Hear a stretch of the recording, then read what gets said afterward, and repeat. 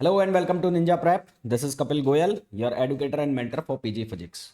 तो बहुत सारी टीचिंग वैकेंसीज लगातार निकल रही हैं। जैसे रिसेंटली आप लोगों ने देखा था राजस्थान में अभी टीचिंग वैकेंसीज निकली है। फिर आपने देखा यूपी के अंदर टीचिंग वैकेंसीज निकली हुई है। साथ ही साथ अब एक और टीचिंग वैकेंसीज आप लोगों के पास आ गई। ये एक अच्छी चीज़ है कि लगातार वैकेंसीज आ रही हैं, चाहे वो कम नंबर में ही आ रही हैं, पर आप लोगों के सामने बहुत सारी वैकेंसीज आ रही हैं। अभी जो रिसेंटली वैकेंसी आई है वो आई है AEES मतलब एटॉमिक एनर्जी एजुकेशनल सोसाइटी। यानी कि हमारे जितने भी एटॉमिक पावर स्टेशन है वहाँ पर जो स्कूल्स चलते हैं उन स्कूल्स के अंदर वैकेंसी ये आई है। और पोस्ट बहुत सारी आई हैं, principal, vice principal, headmaster, headmistress, librarian, सबकी पोस्ट आई है। टीजीटी पीजीटी बहुत सारी पोस्ट आई है, पर इस वीडियो में मैं आपको केवल टीजीटी पीजीटी पोस्ट के बारे में बताने वाला हूँ। कितनी पोस्ट है, डायरेक्ट रिक्रूटमेंट से कौन सी है, इंटरनल सिलेक्शन से कौन सी होगी यानी कि प्रमोशन के थ्रू कौन सी होगी, क्या उसका एलिजिबिलिटी क्राइटेरिया होगा, वो सारी हम बात इस वीडियो के अंदर, इस लेक्चर के अंदर करने वाले हैं। तो जो भी लोग इस वीडियो को देख रहे हैं प्लीज़ वीडियो को लाइक ज़रूर कर दें। चैनल को सब्सक्राइब नहीं किया है चैनल को सब्सक्राइब कर दें। और रेगुलर अपडेट्स के लिए, वीडियोस के लिए मेरा जो टेलीग्राम ग्रुप है, जो टेलीग्राम ग्रुप आपको डिस्क्रिप्शन में भी उसका लिंक मिल जाएगा, आपको दिख भी रहा होगा फुटर में, निंजा प्रेप पीजीटी फिजिक्स, उसे आप ज्वाइन कर सकते हैं। फिजिक्स से रिलेटेड वीडियोस आपको इस चैनल पर मिलते हैं। तो चलिए बात कर लेते हैं रिक्रूटमेंट में। तो सबसे पहले मैं बात कर लूँ पीजीटी की। मैं आपको फिर रिपीट करके बता दूँ कि प्रिंसिपल, वाइस प्रिंसिपल, एचएम और लाइब्रेरियन बहुत सारी पोस्ट आई है, पर मैं इस वीडियो में केवल और केवल टीजीटी पीजीटी की बात करने वाला हूँ। सबसे पहले मैं बात कर रहा हूँ पीजीटी की।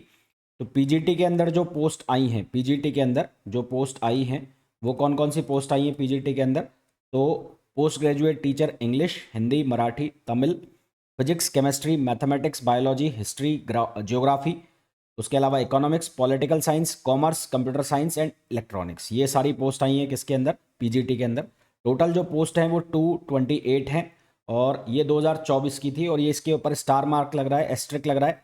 तो which is subjected to very depend on the workload. अगर वर्कलोड ज़्यादा हुआ तो ये बढ़ भी सकती हैं, यानी कि 228 फिक्स नहीं है, इससे ज़्यादा भी हो सकती हैं।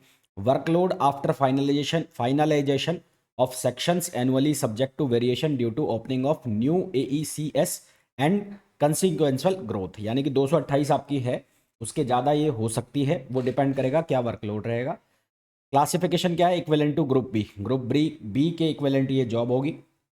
पे स्केल क्या होगा इसका, एंट्री लेवल जो स्केल होगा, एंट्री यानी कि जब आपका सिलेक्शन हो जाता है तो उसके बाद एंट्री लेवल पर आपको मिलेंगे 47,600 से लेकर 1,51,100, ये एंट्री स्केल पर है।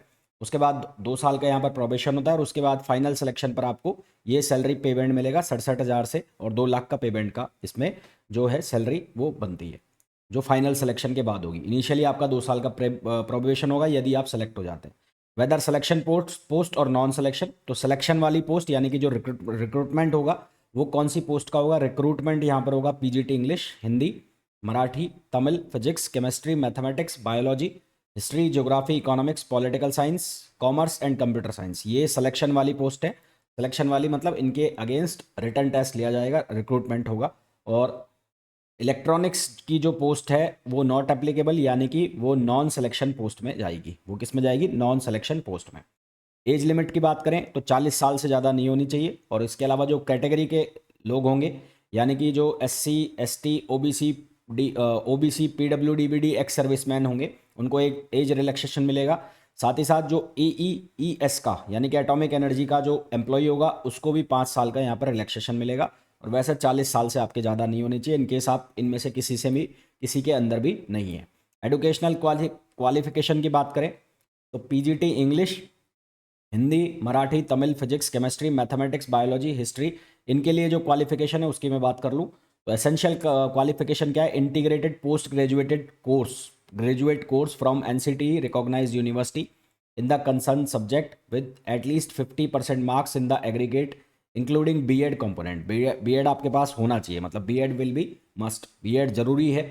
क्योंकि आपने देखा है कोई भी पीजीटी पोस्ट के लिए आप जाते हैं तो बीएड वहाँ पर होना चाहिए, और साथ में मास्टर्स भी आपको रिक्वायर है। तो यहाँ पर मास्टर्स भी रिक्वायर्ड है। 50% मास्टर्स में आपके होने चाहिए, 50% कम से कम किस में होने चाहिए, बीएड में होने चाहिए।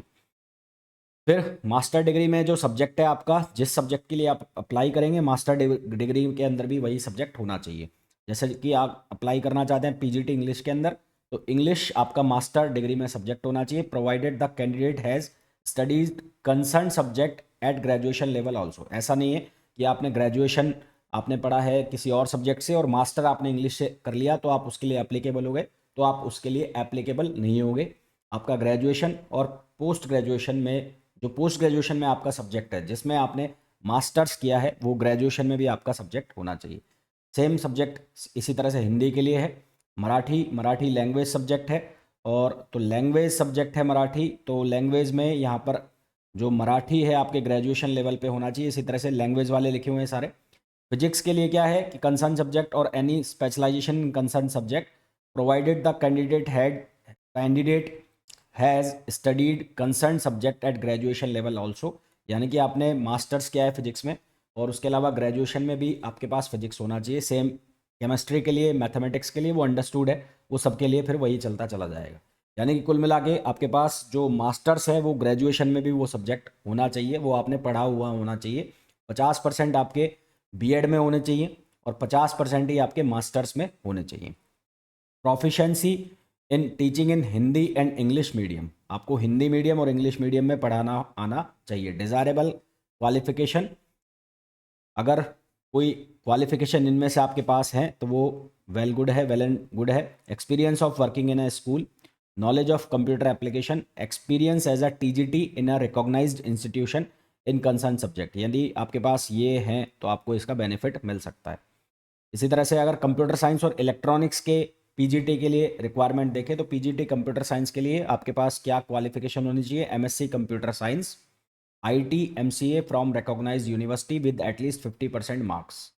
ठीक है, कंप्यूटर साइंस में या आपके पास एमएससी हो, एमएससी आपने आईटी से कर रखा हो, एमसीए कर रखा हो आपने, और कितने परसेंट मार्क्स हो? कम से कम 50% मार्क्स हो, या इसके अलावा एमई एमटेक हो कंप्यूटर साइंस में आईटी में किसी रिकॉग्नाइज्ड यूनिवर्सिटी से 50% मार्क्स के साथ। इसी तरह से सेम कहानी इलेक्ट्रॉनिक्स में, एमएससी इलेक्ट्रॉनिक्स हो या एमएससी हो फिजिक्स में विद मेजर इलेक्ट्रॉनिक्स, उसमें मेजर आपका क्या होना चाहिए? इलेक्ट्रॉनिक्स होना चाहिए। साथ ही साथ यहाँ पर भी बीएड आपका ज़रूर लगेगा। ऐसा नहीं है कि जिन्होंने बीटेक किया हुआ इलेक्ट्रॉनिक्स में और वो इसके लिए एप्लीकेबल हो जाए, तो वो इसके लिए एप्लीकेबल नहीं होंगे। रिक्वायरमेंट उन्होंने साफ साफ लिख दिया है। बीटेक भी अगर आपने कर रखा है तो उसमें भी बीएड आपका चाहिएगा, और मास्टर्स आपका एमई एमटेक होना चाहिए, है ना। एमई एमटेक में आपका मास्टर्स कम से कम होना चाहिए, और बीएड आपका लगेगा ही लगेगा, जिसमें 50% मार्क्स आपके होने चाहिए। उसके बाद whether age and educational qualification prescribed for direct recruit will apply to the promotee. तो पीजीटी कॉमर्स और पीजीटी इलेक्ट्रॉनिक्स के लिए एप्लीकेबल नहीं है। अदर पीजीटीज के लिए age no, education qualification yes. Period of probation 2 साल का, डायरेक्ट रिक्रूटमेंट जिनका होगा वो 2 साल का प्रोबेशन होगा, उसके बाद वो फाइनल सिलेक्शन उनका होगा। मेथड ऑफ रिक्रूटमेंट तो 100% by direct recruitment in case of PGT commerce and PGT electronics. PGT commerce और इलेक्ट्रॉनिक्स का 100% डायरेक्ट रिक्रूटमेंट होगा। उसके अलावा जितने भी सब्जेक्ट हैं उनका 66.67% ये होगा डायरेक्ट रिक्रूटमेंट से। यानी कि अगर 100 सीट है तो उसमें से 66.67 सीट, यानी कि 67 सीट्स जो अप्रॉक्सीमेटली होंगी उस पर डायरेक्ट रिक्रूटमेंट होगा, और 33.33% सीट्स जो हैं वो जो प्रमोशनल होगा, मतलब वो जहाँ जहाँ पर ये स्कूल्स हैं वहाँ पर जो अभी टीजीटी जो लोग काम कर रहे हैं उनका इंटरनल असेसमेंट लिया जाएगा, उनका टेस्ट लिया जाएगा, उनको प्रमोशन से फिर पीजीटी पर क्या किया जाएगा? प्रमोट किया जाएगा। तो बाकी कॉमर्स और इलेक्ट्रॉनिक्स के अलावा जितने भी सब्जेक्ट हैं उन पर 66.67% सीट्स पर डायरेक्ट रिक्रूटमेंट होगा, और कॉमर्स और इलेक्ट्रॉनिक्स में 100% डायरेक्ट रिक्रूटमेंट है।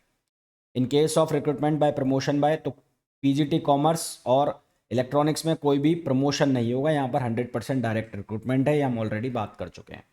Other PGT limited department examination, तो जो 33% वाली जो सीट्स हैं जिन पर डिपार्टमेंटल एग्जाम लगेगा टीजीटी वालों का, तो वो सब्जेक्ट यहाँ पर मैंशनड है, और वो हम ऑलरेडी बात कर भी चुके हैं। कॉमर्स को और इलेक्ट्रॉनिक्स को हटा दो, बाकी सभी में इंटरनल असेसमेंट होगा 33.33% सीट पर।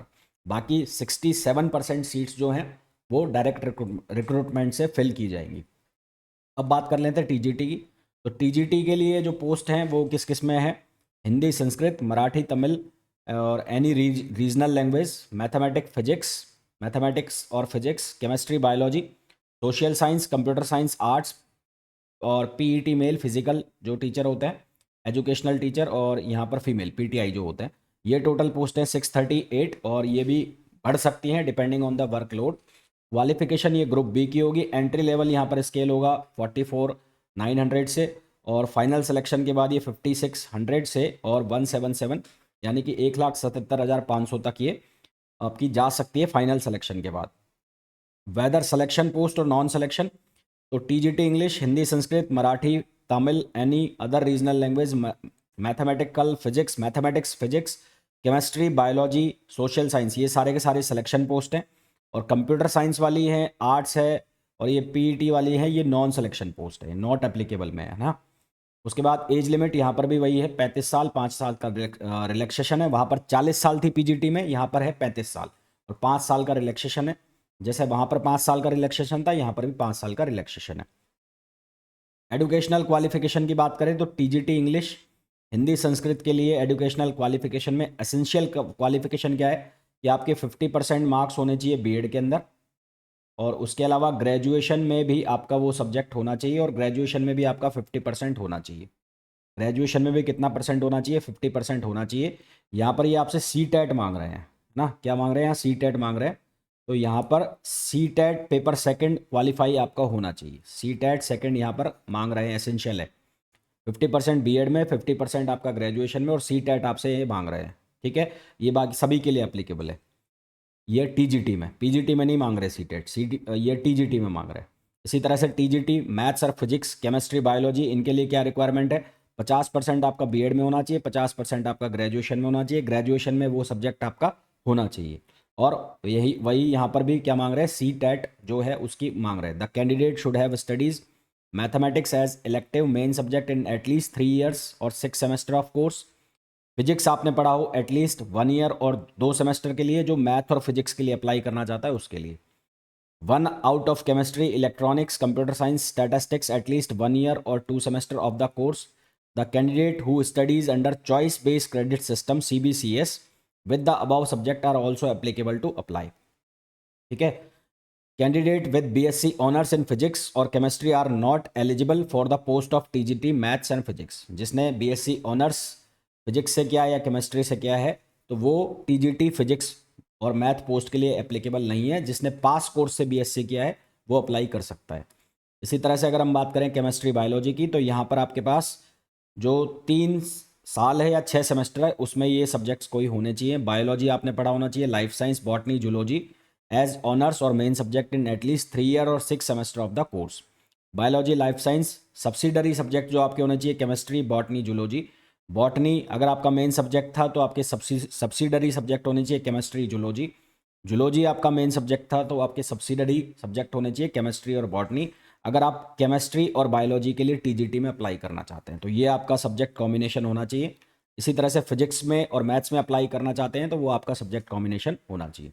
बीएड आपका ज़रूर होना चाहिए 50% के साथ। इसी तरह से ग्रेजुएशन आपका 50% के साथ होना चाहिए और सी टेट पेपर 2 यहाँ पर क्लियर मांगा है TGT के लिए। अभी इसके रूल्स आ गए हैं, रिक्रूटमेंट जल्दी ही चालू होने वाला है। तो एक और वैकेंसी है आप लोगों के लिए, इसकी भी प्रिपरेशन कर सकते हैं। पेपर आपका जो PGT का वो KVS NVS वाला सिलेबस होता है, एग्जैक्टली वही सिलेबस होता है।